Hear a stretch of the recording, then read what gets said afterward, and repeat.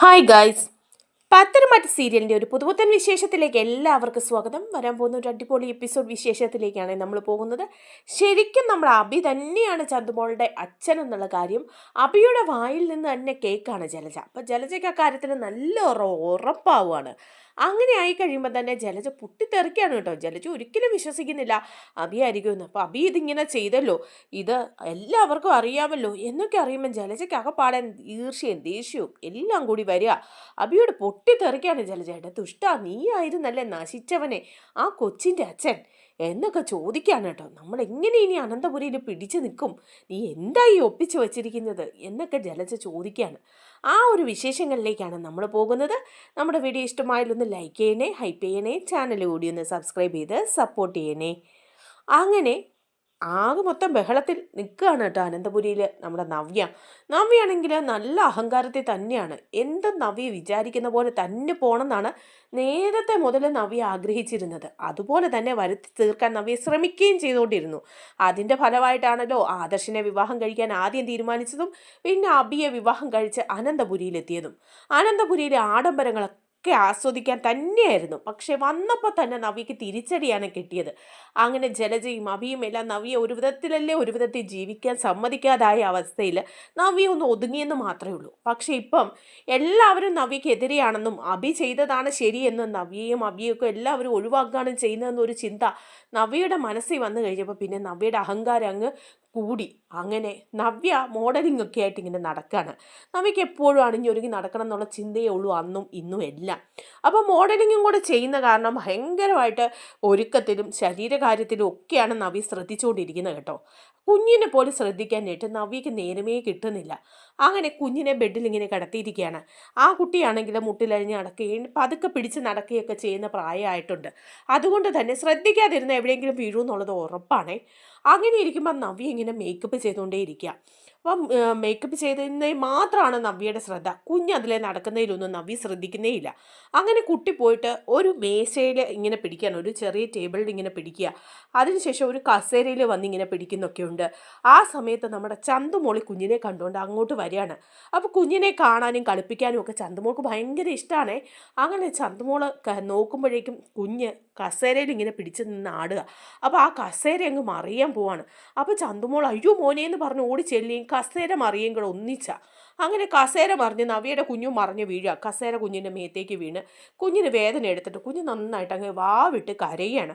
അപ്പോൾ ചന്തുമോൾ ചെന്ന് പൊക്കി എണീപ്പിക്കുക. അയ്യോ മോനെ, വാവയ്ക്ക് എന്ത് പറ്റിയിടാന്നൊക്കെ ചോദിച്ച് അതിനെ വലിച്ചങ്ങ് പൊക്കുവാണ്. ഇത് കണ്ടുകൊണ്ട് നമ്മുടെ നവ്യ വരികയാണ്. നവ്യ അവിടെ ഇരുന്ന് മേക്കപ്പ് ചെയ്യുന്നുണ്ട്. അപ്പോൾ കൊച്ചു വീണെന്ന് കണ്ട് വന്നിച്ച് ചോദിക്കുകയാണ്, ചന്തുമോളുടെ തലയിലേക്കാണ് കയറുന്നത്.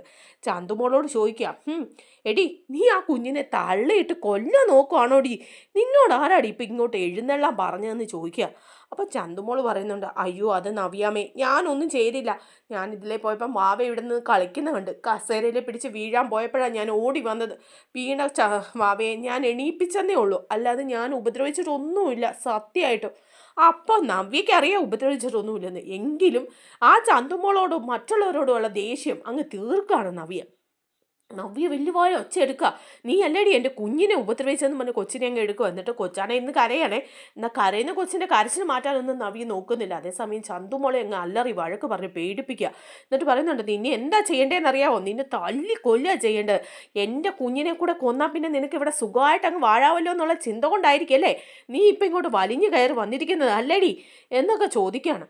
അപ്പോഴേക്കും ചന്തുമോള് ഭയങ്കര കരച്ചിലാണ്. അയ്യോ ഞാൻ ചെയ്തില്ലെന്ന് പറഞ്ഞപ്പോൾ അടിക്കുന്നുകൊണ്ട് നവ്യ. എന്നിട്ട് ഇതിനോട് പറയാണ്, ഇനി മേലെ എൻ്റെ മുറി കയറി പോകരുത്. നിന്നോട് ഞാൻ പല പ്രാവശ്യം പറഞ്ഞിട്ടുള്ള എൻ്റെ മുറി കയറരുതെന്നും എൻ്റെ കുഞ്ഞിനെ വന്ന് നോക്കരുതെന്നും. പിന്നെ നീ എന്തിനാണ് എൻ്റെ കുഞ്ഞിനെ വന്ന് നോക്കുന്നത്? ഇപ്പം അതിന് എന്തെങ്കിലും സംഭവിച്ചിരുന്നെങ്കിലോ, നിന്നെ മനഃപൂർവ്വം അവരൊക്കെ പറഞ്ഞു വിട്ടതാണോടി എൻ്റെ കൊച്ചിനെ കൊല്ലാനായിട്ട്, ദുഷ്ടേ എന്നൊക്കെ പറഞ്ഞ് ഈ കൊച്ചിനെ അങ്ങ് വഴക്ക് പറയാം. അപ്പോൾ ഈ ഒച്ച കേട്ടോണ്ട് നയന ഓടി വരുന്നുണ്ട്. നയന വരുമ്പോൾ ചന്തുമോള് കരയുക. അപ്പോഴേക്കും നയന ഓടി വന്നേച്ച് നയന പറയുന്നുണ്ട്, അത് ചേച്ചി കുഞ്ഞിനെ ഉപദ്രവിക്കരുത്, അവൾ ഒരു തെറ്റും ചെയ്തിട്ടില്ലല്ലോ. അങ്ങനെയൊന്നും ചന്തുമോള് ചെയ്യല. അറിഞ്ഞുകൊണ്ട് വാവയെ വീഴിക്കാനൊന്നും അവൾ നോക്കില്ല. കുഞ്ഞ് തനിയെ വീണതായിരിക്കും ചേച്ചി. പിന്നെ തനിയെ വീണത് നിനക്കാണോ ഇത്ര ഉറപ്പ്? തനിയെ വീണെന്നുള്ള കാര്യത്തിൽ ഞാനിവിടെ ഇരിപ്പുണ്ടായിരുന്നു. ആ സമയത്താണ് കുഞ്ഞ് വീണത്. അത് ഇവള് വന്ന് വലിച്ച് താഴെ ഇട്ടതാന്ന് പറയാം. അപ്പം ചന്തുമോള് പറയുന്നുണ്ട്, ഇല്ല നായനാമേ, ഞാൻ വലിച്ചിട്ടില്ല. വാവ വീഴാൻ പോയപ്പം വന്ന് പിടിച്ചെന്നേ ഉള്ളൂ എന്ന് പറയുക. അപ്പം നവ്യയ്ക്ക് പിന്നെയും ദേഷ്യം വന്ന് അലറിക്കൊണ്ടിരിക്കുമ്പോൾ നയന ചോദിക്കുക, ചേച്ചിക്ക് പിന്നെ ഇവിടെ എന്താ ജോലി? ചേച്ചിയുടെ കുഞ്ഞ് ഇതിലേ നടക്കുന്ന സമയത്ത് അത് വീഴുന്നുണ്ടോ എന്നൊന്ന് നോക്കുന്നതിന് ചേച്ചിക്ക് എന്താ കുഴപ്പം? ഓ, അപ്പം എങ്ങനെയാ സൗന്ദര്യം വർദ്ധിപ്പിച്ച മേക്കപ്പും ചെയ്ത് കണ്ണാടിക്ക് മുന്നിൽ തന്നെ അങ്ങ് ഇരിക്കും, അതുകൊണ്ടല്ലേ ഇതൊന്നും കാണാത്തത്. അപ്പോൾ നയന പറയാം, അതിനെന്താണീ, ഞാൻ കണ്ണാടിക്ക് മുമ്പിൽ ഇരുന്നാ നിനക്കെന്താ ബുദ്ധിമുട്ട്? ഞാനേ ഈ മേക്കപ്പ് ചെയ്യുന്നുണ്ടെങ്കിൽ ഇതുകൊണ്ടാണ് ഞാൻ ആഹാരം കഴിക്കുന്നത്. ഞാൻ ഈ മോഡലിങ്ങിന് പോയി ഉണ്ടാക്കുന്ന പണം കൊണ്ട് വാങ്ങിക്കുന്ന മേക്കപ്പ് സാധനങ്ങളും ഒക്കെയാണ് എൻ്റെ മോഡലിങ്ങിൻ്റെ ആവശ്യത്തിന് വേണ്ടിയിട്ടാണ് ഞാൻ മേക്കപ്പ് ചെയ്യുന്നത്. ഇച്ചിരി സൗന്ദര്യമൊക്കെ ഉള്ള ഞാനേ മേക്കപ്പ് ചെയ്ത് അണിഞ്ഞൊരുങ്ങി നടന്നെന്നൊക്കെ ഇരിക്കും. അതിന് നിനക്കെന്താ എത്ര കുശുമ്പ്? ഇതൊന്നും നിന്റെ ഭർത്താവ് ആദർശിൻ്റെ വകയിൽ വാങ്ങി തന്ന മേക്കപ്പ് സാധനങ്ങളൊന്നും അല്ല. ഇതൊക്കെ ഞാൻ സ്വയം അധ്വാനിച്ചുണ്ടാക്കി പണം കൊണ്ട് വാങ്ങിയതാ. പിന്നെ അതിനൊന്നും ആരും പറഞ്ഞുകൊണ്ട് വരണ്ട. എൻ്റെ ചേച്ചി, അതൊക്കെ അങ്ങനെ ആയിക്കോട്ടെ, പക്ഷേ കുഞ്ഞിനെ കൂടെ നോക്കുക എന്നുള്ളത് ചേച്ചിയുടെ ഉത്തരവാദിത്തമല്ലേ? ഇപ്പം ചേച്ചിയുടെ കുഞ്ഞിനെ ഒട്ടും ശ്രദ്ധിക്കുന്നില്ല. അത് എവിടെയെങ്കിലും ഇട്ടിട്ട് ഏതെങ്കിലും വഴിക്കൊക്കെ ഇറങ്ങി അങ്ങ് പോവുക, ആരെങ്കിലും നോക്കിക്കോളൂ എന്ന് വിചാരിച്ചിട്ട്. അപ്പം നവ്യ പറയാ, പിന്നെ ഞാൻ അങ്ങനെയൊന്നും വിചാരിച്ചിട്ടല്ല പോകുന്നത്. എൻ്റെ അമ്മായിയമ്മയും ഭർത്താവിനെയും ഏൽപ്പിച്ചിട്ടാണ് പോകുന്നത് കുഞ്ഞിനെ. അല്ലെങ്കിൽ ഈ കുഞ്ഞിനെ തനിയെ നോക്കേണ്ട കാര്യം എനിക്കെന്താ? ഇവിടെ മറ്റാൾക്കാരില്ലേ, അവർക്ക് കൂടി ഉത്തരവാദിത്തം ഇല്ലേ ഈ കാര്യത്തിൽ? ഞാൻ എൻ്റെ ജോലിക്കാണ് പോകുന്നത്, കുഞ്ഞിനെ ആരാന്ന് വെച്ചാൽ നോക്കിക്കോളൂ എന്ന് പറയാ. അപ്പം നയന പറയാം, അങ്ങനല്ല ചേച്ചി, ചേച്ചിയുടെ കുഞ്ഞല്ലേ, എന്തായാലും ചേച്ചി നോക്കുന്ന പോലെ ആവില്ലല്ലോ എന്ന് പറയാം. അപ്പം പറയാം, നീ ഇതിലൊന്നും എന്നെ പഠിപ്പിക്കാൻ വരണ്ട. നിന്റെ ചേച്ചിയുടെ കുഞ്ഞാ ഇത്, ഇതിനെ നീ എത്രമാത്രം ശ്രദ്ധിക്കുന്നുണ്ട്? നീ ഒരു നേരമെങ്കിലും ഇതിൻ്റെ കാര്യങ്ങൾ നോക്കുന്നുണ്ടോ? ഓ, നിനക്ക് ചന്തുമോളുണ്ടല്ലോ, ഭർത്താവിന് അഭീതത്തിലുണ്ടായ കുഞ്ഞ്, നാണമില്ലല്ലോടി നിനക്ക്. നീ ആയിട്ടല്ലേ ഈ കുഞ്ഞിനെ ഇങ്ങനെ കൊണ്ട് നടക്കുന്നത്? അല്ലാതെ ആരെങ്കിലാണ് ഈ പെണ്ണിനെ ഇവിടെ നിർത്തുവോ? ഇല്ലല്ലോ. ഓ, അതെങ്ങനെയാ? ആദർശിൻ്റെ ബാങ്ക് ബാലൻസും കോടികളുടെ സ്വത്തും ആസ്തിയും എല്ലാം കണ്ടിട്ട് അവൻ്റെ തെറ്റിനെല്ലാം കൂട്ടി നിൽക്കുന്നത് നീയല്ലേ, നാണമില്ലാത്തവളെ? ഇപ്പോഴും നടക്കുന്നു. അവൻ ദുബായി പോയിട്ട് ഇപ്പോൾ വിളിക്കുന്ന പോലും ഇല്ലെന്ന് പറഞ്ഞ് കണ്ണീരൊഴുക്കുന്നുണ്ടല്ലോ. അതെന്തുകൊണ്ടാണ് വിളിക്കാത്തതെന്ന് നീ വിചാരിച്ചോ? അവനെ അവിടെ വേറെ എന്തെങ്കിലും ബന്ധം കാണും, അതുകൊണ്ടാണ് വിളിക്കാത്തത്. അല്ലെ പിന്നെ അവനെക്കുറിച്ച് എന്താ ഒരു അഡ്രസ്സും ഇല്ലാത്തത്? അവളുടെ കൂടെ അവിടെ സുഖിച്ച് നടക്കായിരിക്കും. അപ്പം നയനക്ക് ഇഷ്ടപ്പെടുന്നില്ല. നയന പറയും, ചേച്ചി ഒന്ന് നിർത്ത്, ഇനി ഈ വർത്താനം ആദർശനെ കുറിച്ച് പറയരുത്, ചേച്ചി ഇതിനൊക്കെ ദുഃഖിക്കേണ്ടി വരും എന്ന് പറഞ്ഞിട്ട് ചന്തമോളെ വിളിച്ചിട്ട് നയനെ അങ്ങ് വിഷമിച്ച് പോവാണ്. അതേസമയം ജലജ അപ്പം അങ്ങോട്ട് വരിക. ജലജ വന്നേച്ച് ചോദിക്കുക നവ്യോട്, എന്താ നവ്യ ഇവിടെ ഒരു വലിയ ബഹളം കേട്ടത്? നയനയും നീയും കൂടെ എന്തായിരുന്നു പ്രശ്നം എന്ന് പറയാം. അപ്പോൾ പറയുന്നുണ്ട്, നയനയും ഞാനും കൂടെ പ്രശ്നം ഉണ്ടായതേ ആ ചന്തുമോളില്ലേ, ആ പെണ്ണ് കാരണമാണ്. അവൾ വന്നിട്ട് എൻ്റെ കുഞ്ഞിനെ വലിച്ച് താഴെ ഇട്ടു. ഞാനിവിടെ ഒരുങ്ങിക്കൊണ്ടിരിക്കുകയായിരുന്നു, ഇതിലെ പിടിച്ചു നിന്ന കൊച്ചിനെ കസേരയെന്ന് തള്ളിയിട്ടത് അവളാ. അതിന് ഞാൻ ഒരു വഴക്ക് പറയുകയും 2 അടി കൊടുക്കുകയും ചെയ്തു. അതിനാ ഇപ്പം കിടന്ന് എൻ്റെ തലയിലോട്ട് നയന കയറുന്നത്. അപ്പം ജലജ പറയാം, ആഹാ, നമ്മുടെ കുഞ്ഞിനെ ആ പെണ്ണ് വന്ന് തള്ളിയിട്ടെന്നോ? എങ്കിൽ ഞാൻ അവളെ കാണിച്ചു കൊടുത്തിട്ടേ ഉള്ളൂ. അല്ലേലും അനന്തപുരിയിൽ അവൾക്ക് ഇത്തിരി അധികാരം കൂടുന്നുണ്ട്, ആ അധികാരം ഇല്ലാതാക്കാവോന്ന് ഞാനും ഒന്ന് നോക്കിയിട്ടേ ബാക്കി കാര്യമുള്ളൂ എന്ന് പറയാണ്. എന്നിട്ട് എന്നാ ചെയ്യുന്നതെന്ന് വെച്ചാൽ ജലജ താഴേക്ക് ഇറങ്ങി ചെല്ലുക. അപ്പോൾ ചന്തുമോൾ അവിടെ ഇരുന്ന് കളിക്കുകയാണ് കേട്ടോ. അപ്പോൾ കളിക്കുന്ന ചന്തുമോളെ വിളിക്കുക, ഇവിടെ വന്നേ ചന്തുമോളെ, നീ ഇവിടെ വരാൻ എന്ന് പറയുമ്പോൾ ചന്തുമോൾ പാവം പേടിച്ച് ചെല്ലുക. അപ്പോൾ എന്താ ജലജാമ്മ ചോദിക്കുക. അതെ, നീ കുഞ്ഞുവാവയെ തള്ളിയിട്ടോടി എന്ന് ചോദിക്കുക. അപ്പം ചന്തുമോൾ പറയും, ഇല്ല, ഞാൻ തള്ളിയിട്ടില്ല, നവ്യാന്തി ചുമ്മാ പറയുന്ന, ഞാൻ കുഞ്ഞിനെ തള്ളിയിട്ടില്ല, വീണപ്പോൾ പിടിച്ചതേ ഉള്ളൂ. ഓ, വീണപ്പോൾ നീ പിടിക്കുകയായിരുന്നല്ലേ? നിന്നോട് പറഞ്ഞിട്ടില്ലേ ആ റൂമിലേക്ക് കയറരുതെന്നും കുഞ്ഞിൻ്റെ അടുത്ത് പോകരുതെന്നും? എന്നിട്ട് പിന്നെ നീ എന്തിനാടി പോയത്? നാണമില്ലടി നിനക്ക്? നിനക്കിവിടെ നയനാമ്മയുടെ അടുത്തും നിന്റെ ആദർശൻ്റെ അടുത്തും ഒക്കെ ഇരുന്നാൽ പോരെ? അവിഹിതത്തിലുണ്ടായതൊക്കെ ഞങ്ങളുടെ റൂമിലേക്കൊന്നും കയറി വരണ്ട, എൻ്റെ കുഞ്ഞിൻ്റെ അടുത്തേക്ക് വരികയേ വേണ്ട. പിന്നെ നീ എന്തിനാടി അതിനെ തള്ളിയിട്ടത്? നീ ഇനി മേലെ ഇങ്ങനെ ചെയ്യോടി എന്നൊക്കെ ചോദിച്ച് അറിഞ്ച ആ പാവൻ ചന്തുമോളെ ഇങ്ങനെ അടിക്കുക. അത് കണ്ടോണ്ട് മുത്തശ്ശനും മുത്തശ്ശിയും കൂടെ അങ്ങോട്ട് വരുക. എന്നിട്ട് പറയാം, ജലജ നിർത്തും എന്ന് പറയാണ് മുത്തശ്ശൻ. ഓ, വന്നോ രക്ഷകരൊക്കെ, ഇനി കുഞ്ഞിനെ തള്ളിയിട്ടതൊന്നും പ്രശ്നമല്ലായിരിക്കും, ഇവിടെ 2 തള്ളിയതായിരിക്കും കുഴപ്പം. അപ്പം മുത്തശ്ശൻ പറയാം, നിനക്ക് ഒരു അധികാരവും ഇല്ല കേട്ടോ ചന്തുമോളെ തല്ലാനായിട്ട്. അപ്പം ഉടനെ ജലജ പറയാം, എനിക്കറിയാം അധികാരം ഇല്ലെന്ന്, അത് ആർക്കൊക്കെ അധികാരം ഉള്ളതെന്നുള്ള കാര്യം എനിക്കറിയാം. ആദർശനും നയനയ്ക്കും അല്ലേ അതിന് അധികാരമുള്ളൂ, ഞാൻ അധികാരത്തിനൊന്നും വന്നതല്ല. എൻ്റെ മോൻ്റെ കുഞ്ഞിനെ തള്ളിയിട്ട് വീഴ്ചതിന് 2 അടി കൊടുത്തു, അതിന് ഇനി എൻ്റെ തൂക്കിക്കൊല്ലാൻ വിധിക്കുമോ എന്ന് ചോദിക്കുക. അപ്പം മുത്തശ്ശി പറയുന്നുണ്ട്, നിന്റെ അഹങ്കാരം പിടിച്ച വർത്തമാനം നിർത്തടി ജലജെ, നീ കയറിപ്പോ. പാവം, നിന്റെ ദേഷ്യം മുഴുവൻ ആരോരും ഇല്ലാത്ത ആ കുഞ്ഞിനോട് വേണ്ട കേട്ടോ. ഇത്തിരി ഇല്ലാത്ത ഒന്നും അറിയാത്ത കുഞ്ഞിനെ നീ ഉപദ്രവിച്ചതിന് നീ കണക്ക് പറയേണ്ടി വരും ജലജയെന്ന് പറയാ. ഓ, ഞാനങ്ങ് കണക്ക് പറഞ്ഞോളാവേ എന്നും പറഞ്ഞ് ജലജയും കയറി പോവാണ് കേട്ടോ. അതേസമയം അനിയും നന്ദുവും കൂടി കാണുവാണ്. അനിയുടെ മനസ്സിൽ നവീൻ പറഞ്ഞ കാര്യങ്ങളാണ് കിടക്കുന്നത് കേട്ടോ. നന്ദുവിനെ എങ്ങനെയും നേടിത്തരണം, നിന്നെ ഞാൻ ആ കേസിൽ നിന്ന് വിജയിപ്പിച്ചതല്ലേ, അതുകൊണ്ട് നന്ദുവിനെ നേടിത്തരിക എന്നുള്ളത് നിന്റെ ഉത്തരവാദിത്തമാണ്. എന്നാൽ അനി അത് തുറന്ന് പറയുന്നില്ല നവീനോട്. നന്ദുവിനെ ഞാൻ സ്നേഹിക്കുന്നുണ്ട്, അതുകൊണ്ട് നന്ദുവും നവീനുമായിട്ടുള്ള വിവാഹം നടക്കില്ല എന്നൊന്നും. അങ്ങനെ അനി നന്ദുവിനെ കണ്ട് ഇങ്ങനെ സംസാരിക്കാൻ പോവാണ് നവീനെ കുറിച്ചിട്ട്.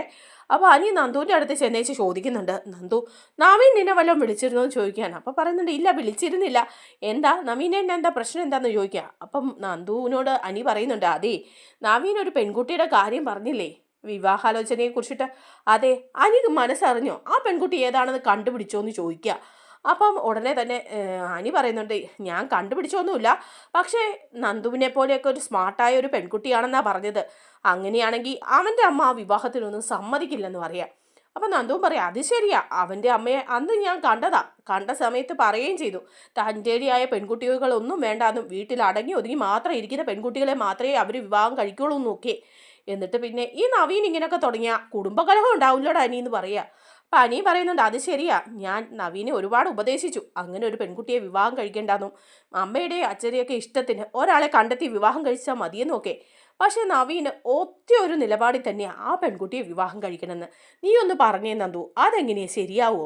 അപ്പം നന്ദു പറയാ, ശരിയാവോ എന്ന് ചോദിച്ചാൽ ഓരോരുത്തരുടെ മനസ്സല്ലേ, മനസ്സിലൊരു ഇഷ്ടം കയറി കൂടിക്കഴിഞ്ഞാൽ പിന്നെ അത് പറിച്ചറിയാനൊക്കെ ബുദ്ധിമുട്ടായിരിക്കില്ലേ അനിയെന്ന് ചോദിക്കുക.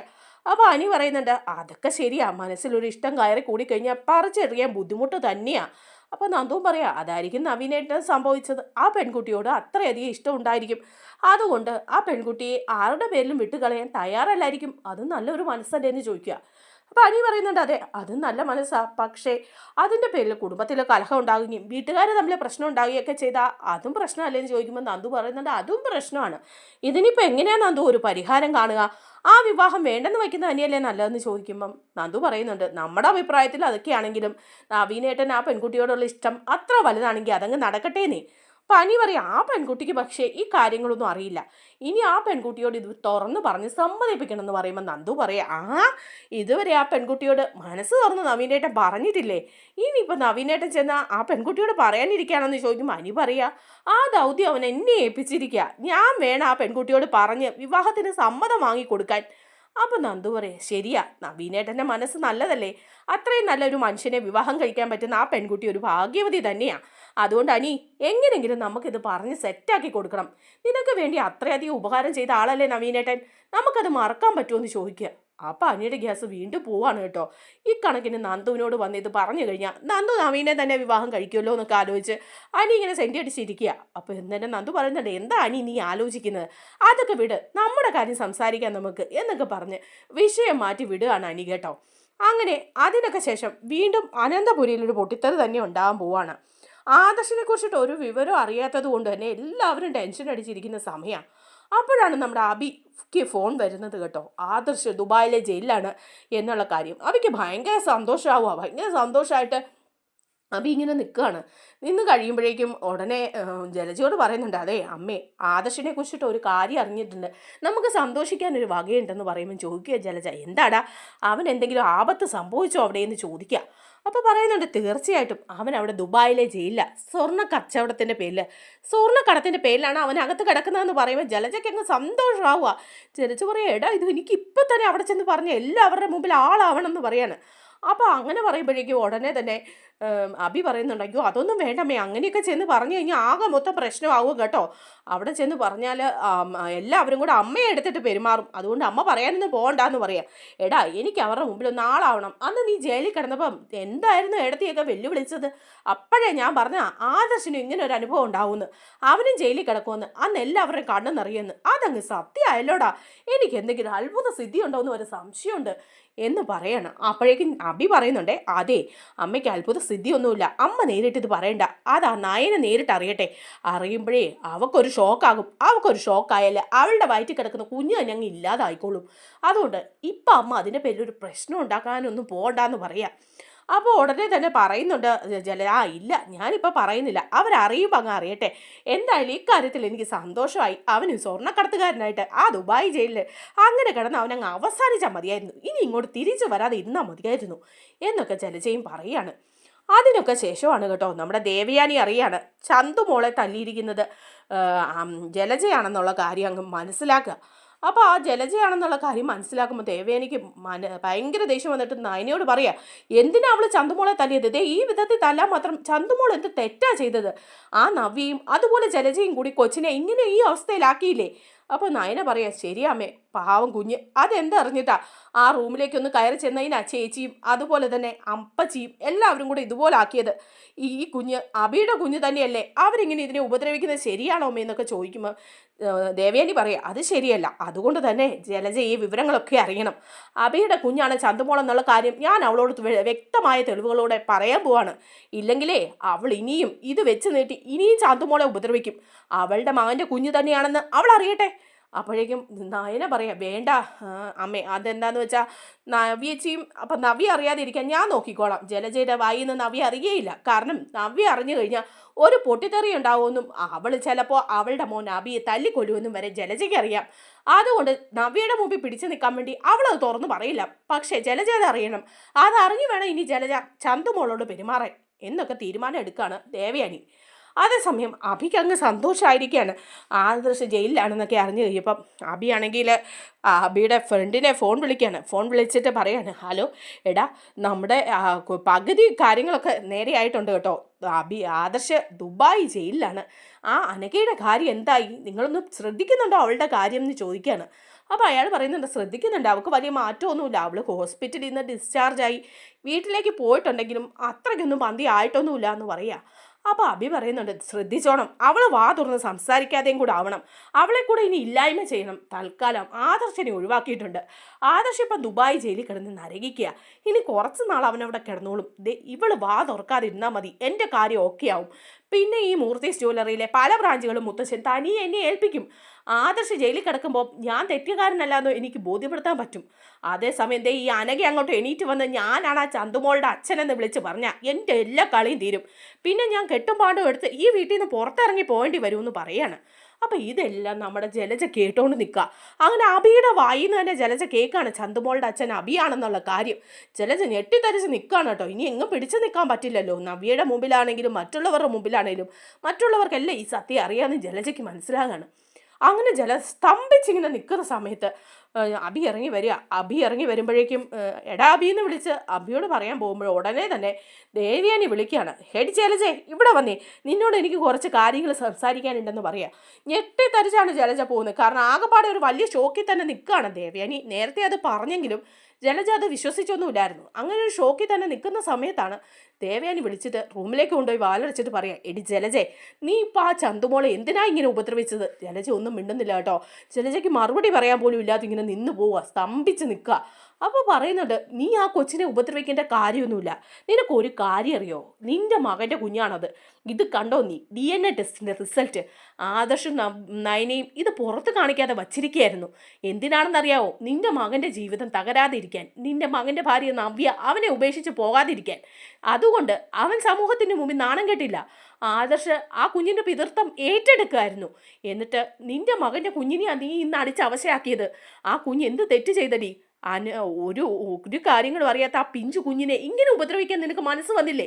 ഇനി നീ മനസ്സിലാക്കിക്കൂ, അതെ ആദർശിൻ്റെ കുഞ്ഞല്ല, നിന്റെ ആ മകൻ അബിക്ക് അവിഹിതത്തിലുണ്ടായ കുഞ്ഞാ. ഇതുപോലെ ഒരു 100 കാണും അവന്. അതിലൊന്ന് അനഘയെ ഇങ്ങനെ ഈ മൃതപ്രായമാക്കി ഇട്ടിരിക്കുന്നതും അവൻ തന്നെയാ എന്ന് പറയുമ്പോൾ ഒന്നും മറുപടി പറയുന്നില്ല. സത്യ അബിയുടെ വായിൽ നിന്നും അറിഞ്ഞല്ലോ ജലജ. അതുകൊണ്ട് തന്നെ ദേവയാനി പറയുമ്പോൾ എതിർക്കാതെ കണ്ണു തള്ളി ഇങ്ങനെ നിൽക്കുക. ഇത്രയും പറഞ്ഞിട്ട് ദേവയാനി ദേഷ്യത്തിൽ ഇറങ്ങി അങ്ങ് പോവാണ് കേട്ടോ. അപ്പം ജലജ മനസ്സിലോർക്കുക, ദൈവമേ ഇത് അബിയുടെ കുഞ്ഞായല്ലോ, ഇനിയിപ്പം ഞാൻ ഇതറിഞ്ഞ് വേണമല്ലോ പ്രവർത്തിക്കാൻ എന്നൊക്കെ വിചാരിക്കുക. എന്നിട്ട് വാതിൽ തുറന്ന് അങ്ങ് ഇറങ്ങി ചെല്ലുമ്പം അബി അവിടെ നിൽക്കുക. നല്ല ദേഷ്യമായിട്ട് ദേവയാനി ചെല്ലുകയാണ് ജലജ. എന്നിട്ട് ചോദിക്കുക, എടാ അബി, നിന്നോട് എനിക്കൊരു കാര്യം ചോദിക്കാനുണ്ടെന്ന് പറയാം.